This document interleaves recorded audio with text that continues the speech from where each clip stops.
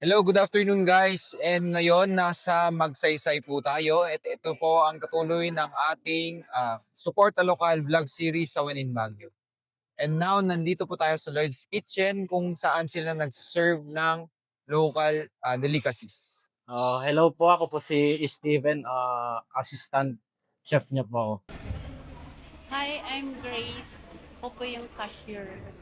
So, matanong ko lang, kailan po kayo nag-start na mag-work po dito sa Lloyd's Kitchen?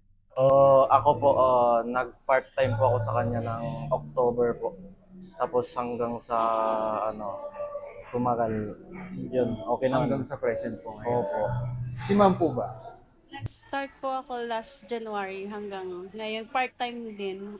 Pero hanggang ngayon, ah naging matagal na din po. Matagal na. Regular na din. Regular na rin po, no? Ano yung parang naintigo sa puso nyo or naisipan nyo bakit po kayo nag-apply sa Lloyds? Kasi po, uh, working student po ako eh. Kaya nag-chat po ako sa kanya, nagpakasakali. Kaya ayun, nag-usap kami dito. Kinuha niya naman ako agad. Yung first hanggang dishwasher lang, tapos yun, tinuruan niya ako magluto hanggang tumagal. Yun, kaya ako na yung parang pumapalit sa mga cook na yun. So, meron po rin kayong kasama dito na Opo, ngayon luluto po? nasa bakasyon po sila. Kaya kaming dalawa na lang po Okay po. yung pumalit. Okay po. Pwede ko bang malaman kung ano po yung mga usually na ino-order po nila, yung mga customers po dito, yung parang best sellers po nila? Yung mga gustong-gusto po ng mga tulad ng igorot, gustong-gusto po talaga nila yung kiniing. Mga tinunag, smoked ribs, yun po. Mas lalo na yung bongsos. Bongsos. Opo.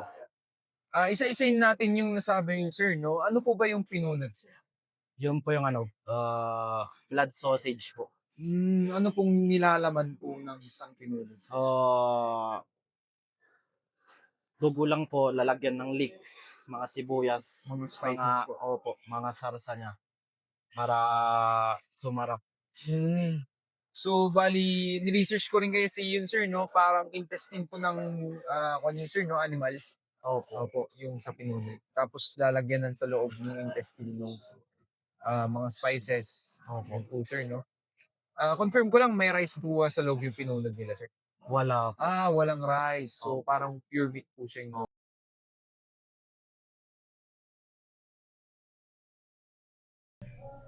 yung ating experience naman dito so far, ano yung makikwento nyo kay Sir Lloyd, about kay Sir Lloyd?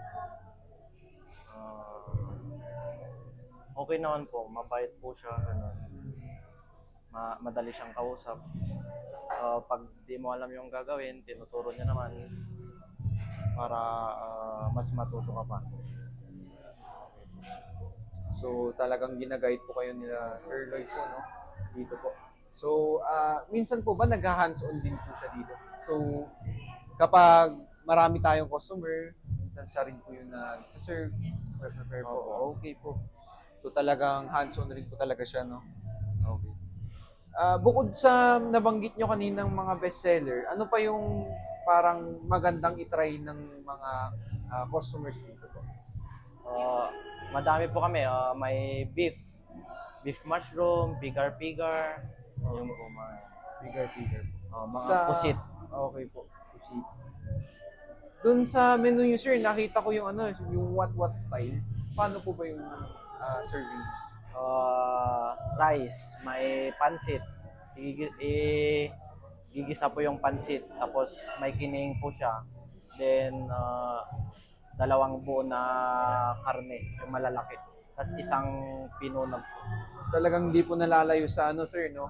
Sa tradisyon na kilala dito sa Cordillera, yung serving po ng what. So, isang set siya. Naka-serve po siya set. Set po siya. So, Since kasi yun po yung nire-request din ng mga customer Customer. na isi-serve din sa Lloyd's Kitchen. Kaya yun po yung ginawa din ni Sir Lloyd. Okay.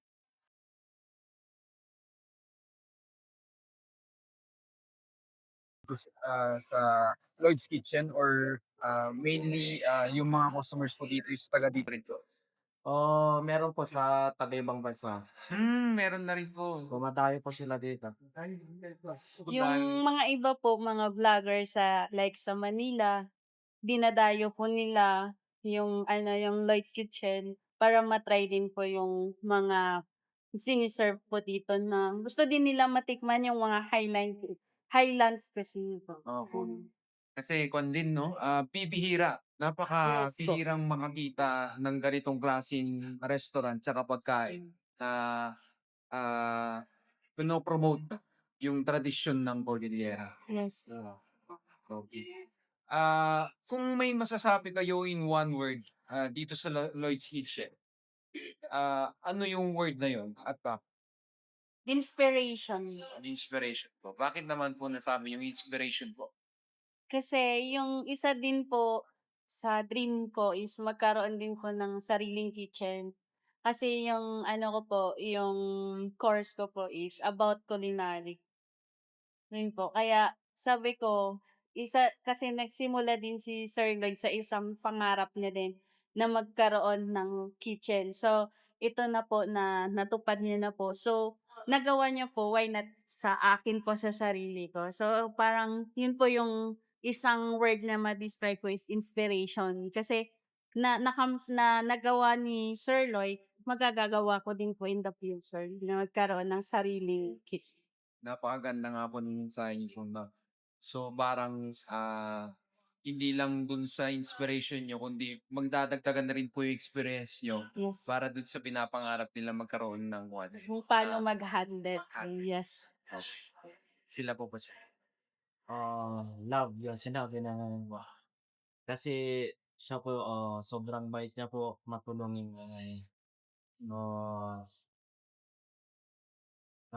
dito ka matututo kung paano lumaban, gano'n.